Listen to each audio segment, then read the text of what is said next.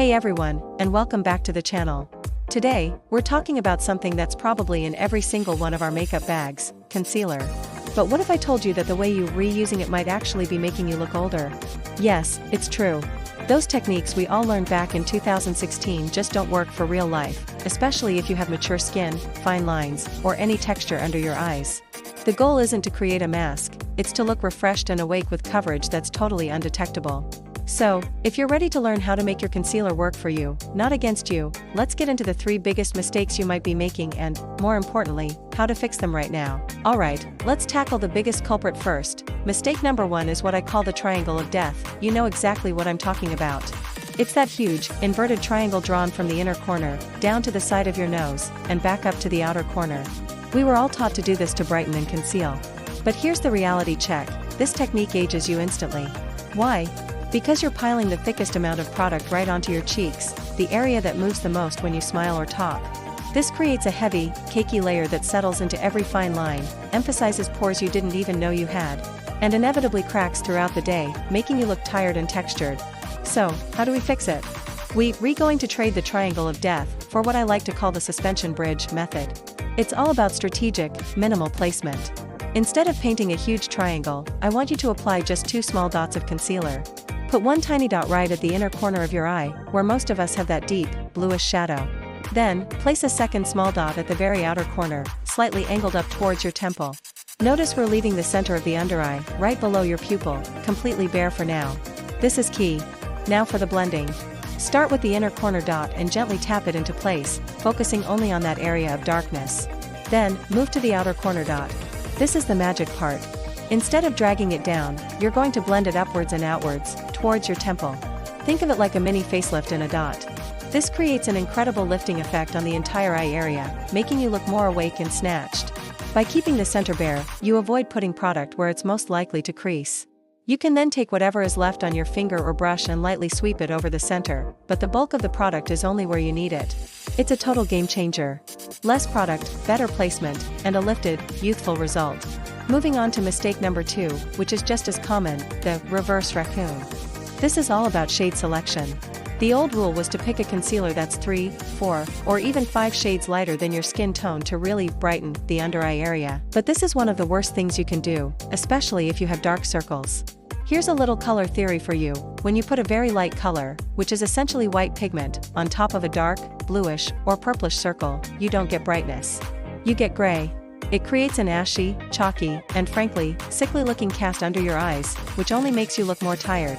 And if you have any puffiness or under-eye bags, a super light concealer acts like a spotlight, highlighting and emphasizing the very thing you're trying to hide. Remember, light colors bring things forward, dark colors make them recede. The fix for the reverse raccoon involves a 2-step approach: color correction and proper shade matching. Before you even think about concealer, you need to neutralize the darkness. If your circles are bluish or purplish, you need to counteract that with a color on the opposite side of the color wheel. That means using a peach or salmon toned color corrector. Just a tiny amount, patted directly onto the dark areas, will cancel out the blue and create a neutral base to work on. This step is non-negotiable if you have significant darkness. After you've corrected, it's time for concealer. And here's the secret: use a concealer that matches your skin tone exactly, or is at most, half a shade lighter. That's it. Forget those super bright shades. The job of the concealer at this point is not to brighten, but to conceal. It's to blend the under eye area seamlessly with the rest of your face. Think about it: if you had a spot on your cheek, you wouldn't put a white concealer on it, would you? You'd use one that matches your skin to make it disappear. The same logic applies here. By matching your skin tone, you create a flawless, invisible veil of coverage. The brightness will come from the lack of darkness, not from a stripe of light makeup.